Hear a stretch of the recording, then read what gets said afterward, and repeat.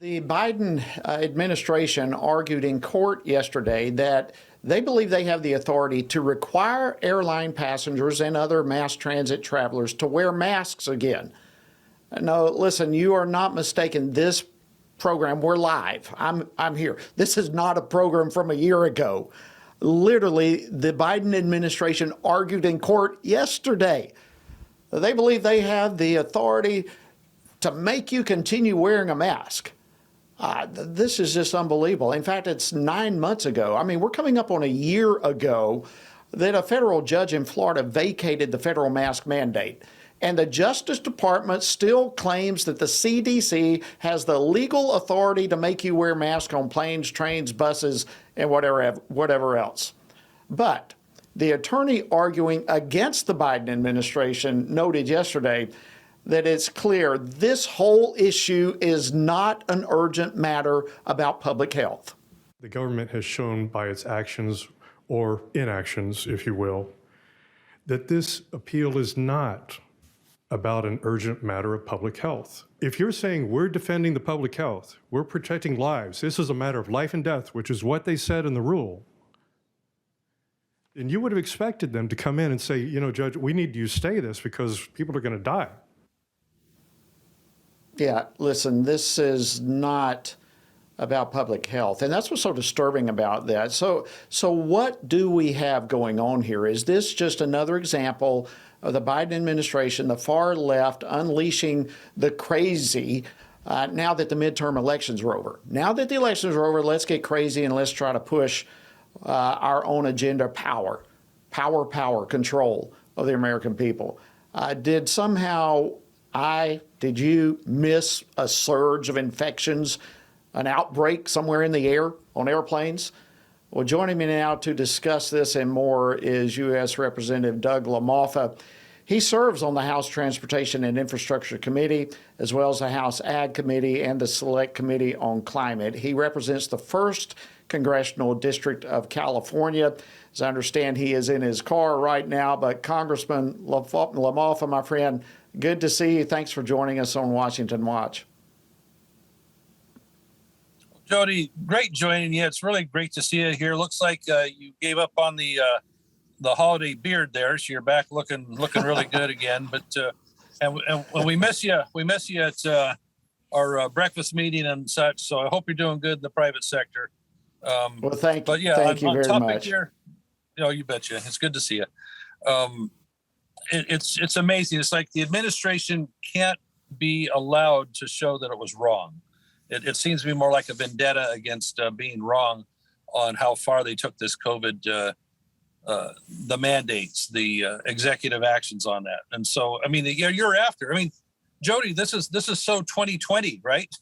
It's over with in most people's minds. And we get a lot of airport time, as you and I and my colleagues, and a tiny percentage of people these days are voluntarily using the mask. Even the announcement on the aircraft as you're taking off is saying that, hey, they're optional, just respect other people's choices and such. So it's really disconcerting that they're still pursuing this, because I think they just don't want to be shown how wrong they were as to the extreme extent that they made mandates on people's lives with masks and being shut in. So let me ask you this, Congressman. If this is really not about public health, which we know ultimately is not, what is it about? Is this ultimately a power move of our federal government to just flex its muscle over the American people?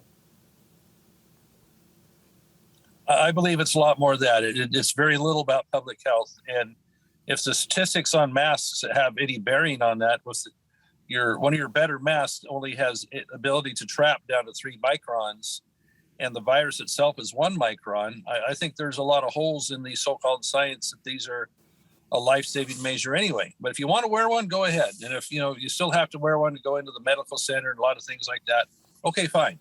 But American people are pretty much over this. And it really focuses, I think, Jody, back in the beginning, what a lot of us talked about is this: the focus should probably be on the people that are the highest risk, either maybe because of age or other health issues that have to take extra care, extra measures on this.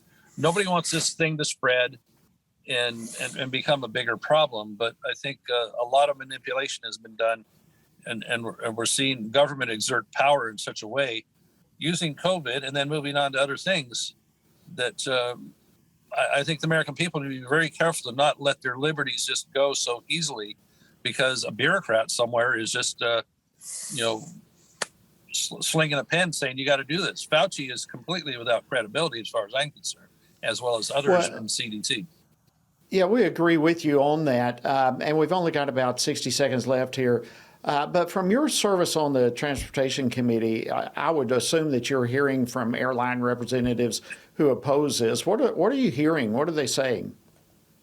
Well, as we've tried to get the House organized here, and I'm sure you're sorry you missed out on some of that hijinks, but I think we're ready to settle in here and get our committee work done. And so I hope that we can get some airline folks and the workers and others to say, how popular is this going to be at this point to try and mandate something that is scientifically very questionable at this point, as the virus has taken in much lesser forms. And so I imagine we're going to be doing some pretty good committee work and hearing on, and as that was one of our topics, is that should we be allowing the federal government to do this? And the House Republicans, I'm sure we're going to do every step we can to block, whether it's funding for it or just make an example about how far-reaching this is. And so I look forward to our Transportation Infrastructure Committee, with us in the majority, being able to ask these questions. Congressman Doug LaMalfa, thank you so much for joining.